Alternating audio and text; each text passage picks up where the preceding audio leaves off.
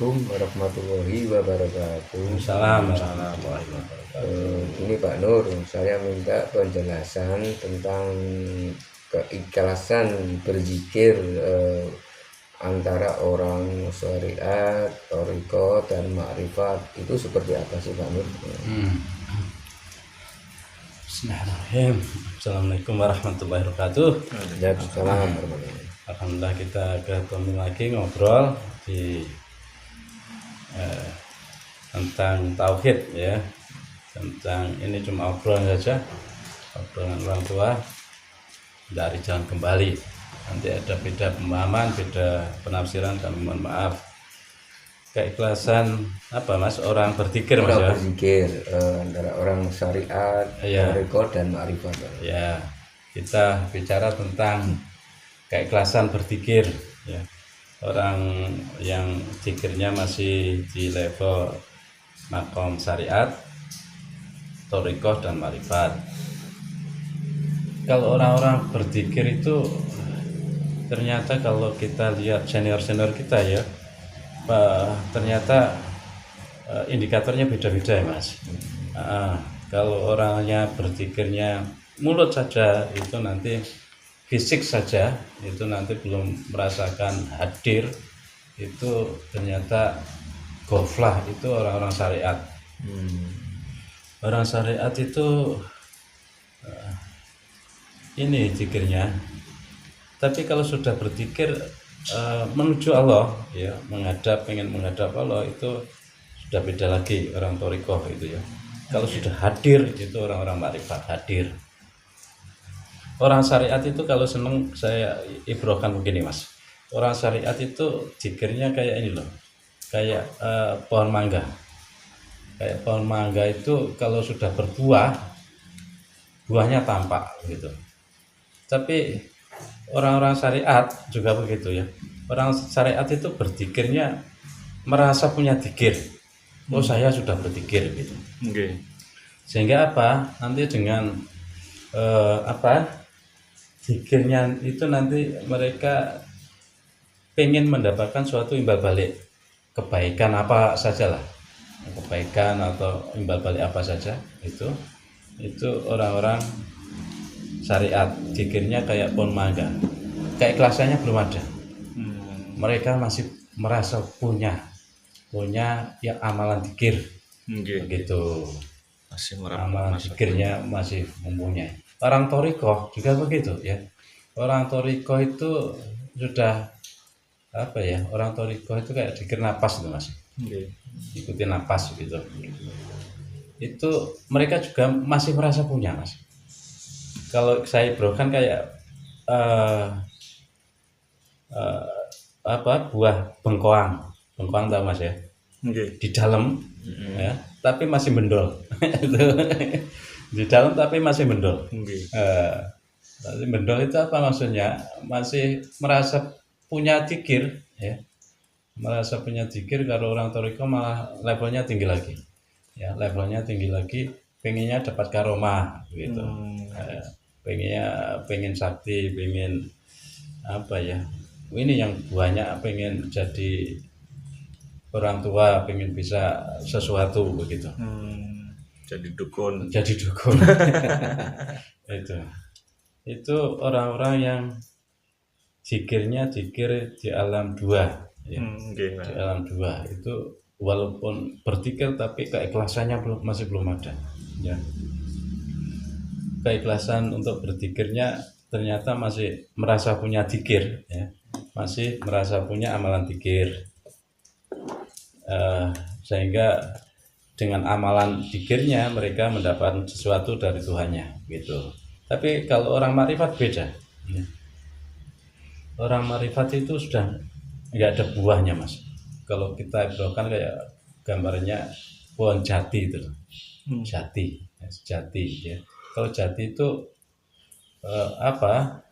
jati itu buahnya orang nggak akan berharap dapat Mas buahnya. Tapi pohonnya kuat ya. Pohon jati itu orang ma'rifat itu memahami bahwa begitu hadir ya, hadir itu ternyata yang engkau yang berpikir gitu, Allah yang berpikir, kita cuma cermin saja pantulan Allah gitu, kita berpikir karena Allah mendikiri gitu. Kalau Allah tidak mendikiri kita tidak bisa berpikir, itu ternyata zikirnya Allah, itu orang marifat. Sehingga apa, zikirnya ya ternyata engkau yang berpikir gitu. Kayak pohon jati itu senang cahaya jagatnya, senang cahaya yang meliputi. Orang-orang makrifat juga begitu ya, senang sama cahaya nurullahnya, memandang oh saya diliputi nurullah, diliputi nurullah, nur Muhammad full begitu, sehingga keikhlasannya ada. Ternyata saya pun nggak punya apa-apa, yang punya engkau saja itu. Sehingga buahnya berpikir nggak ada. Buahnya apa? Ayo seneng saja, rasa seneng muncul di alam tiga itu, rasa seneng, rasanya sudah masuk gitu, rasa senengnya. Kalau orang syariat thariqah masih merasa punya amalan zikir, saya kira itu beda mas, Bedanya di situ Pak Nur. ya beda jauh. Beda jauh. Merasa punya sama oh ternyata yang punya engkau saja gitu. Saya kira itu ya, beda. Kalau itu Pak Nur, setiap hari berdoa tapi tetap nggak terkabul doanya, itu penyebab utama apa Pak Nur ya? Saya kira Allah itu apa ya, mengabulkan semua doa mas ya. Yang tidak memahami itu yang berdoa, dikira itu berdoa itu harus sekaligus muncul di saat itu gitu. Tidak, kadang-kadang kita lupa bahwa doa di puluhan tahun yang lalu baru muncul dikabulkan sekarang gitu. Atau muncul nanti dikabulkan anak cucu gitu ya. Saya kira Allah terus mengabulkan doa kita. Kalau kita minta, yang merasa tidak dikabulkan itu kan pengennya seketika jadi gitu. Mintanya instan. Mintanya instan. Ya, itu yang repot itu, yang pengennya sabtu tadi, ngomong jadi itu yang dicari itu ya.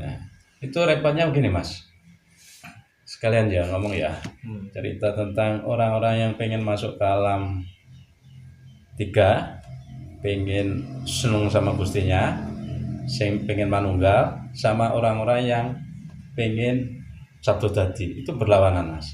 Berlawanan Pak Nur ya? Berlawanan.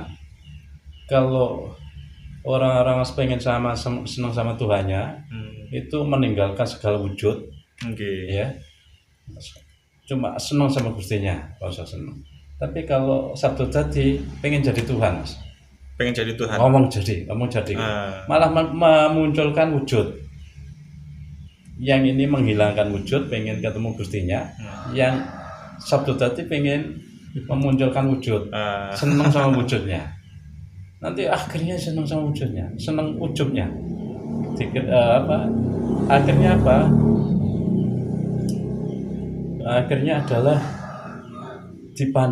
pengen dipandang hebat, pengen dipandang sakti begitu. Ya. Kalau yang masuk ke alam tiga itu sudah meninggalkan semuanya. Itu alam dua sama alam tiga. Alamnya orang-orang yang orang-orang yang sudah ma'rifah sebenarnya kalau ngomong sering dikabulkan, tapi malah nggak digunakan mas. Malah nggak digunakan untuk apa? Yang senang sama Tuhannya, sudah ketemu Tuhannya, saya kira itu malah jadi penghalang ya, malah jadi penghalang. Untuk apa loh itu?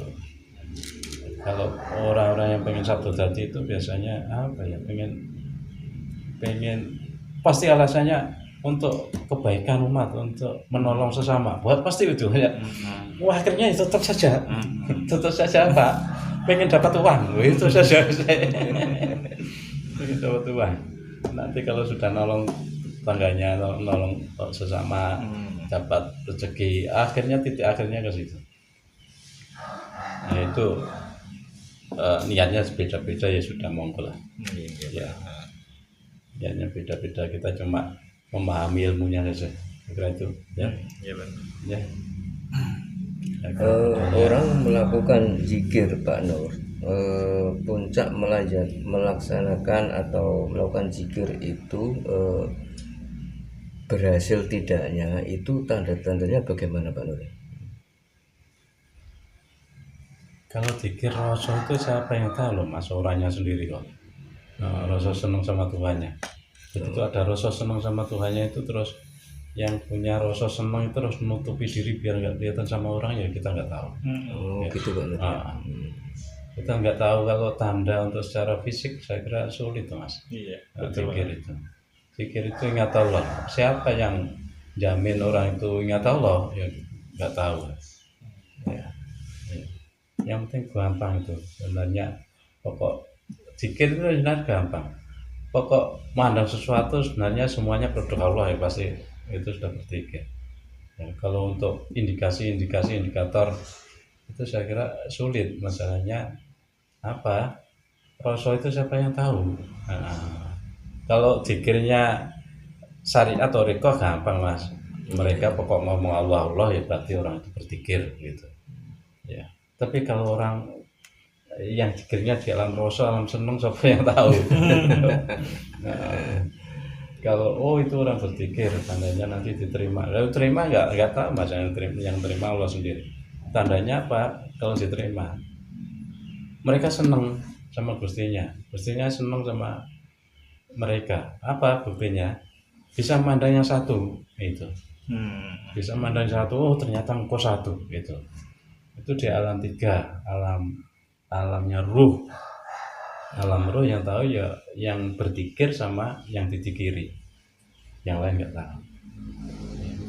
Tampaknya mereka berzikir kencang, ternyata pengen dapat sesuatu, imbal balik ya nggak tahu kita. Ya itu. Orang zikir itu ya berzikir saja begitu, makanya diharapkan untuk zikir sebanyak-banyaknya.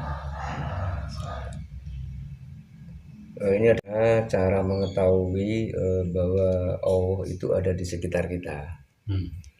Ya engkau jenengan hidup ya wes. Hidup satu loh, Mas. Yang hidup satu. Hidupnya jenengan apa hidupnya jenengan sendiri? Ya enggak, hidupnya Allah. Hidup kita hidupnya Allah. Yang hidup satu. Ya, caranya Allah di sekitar kita. Allah di mana-mana. Dimanapun ada Allah gitu.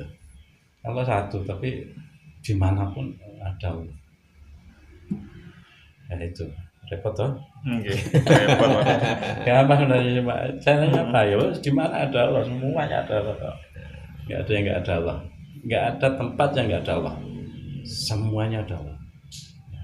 Meliputi segala sesuatu, Pak. Nah, kita hidup ini hidupannya Allah. Berarti kita jalan kemanapun kok tetap hidup, berarti ada kehidupan Allah gitu. Berarti Allah ada di sekitar kita. Oke Pak Nur, terima kasih atas apa yang sudah disampaikan Pak Nur. Semoga bermanfaat bagi kita semua. Amin.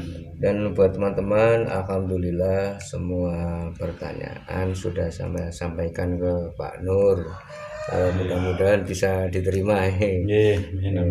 Kami akhiri Pak Nur. Wassalamualaikum warahmatullahi wabarakatuh.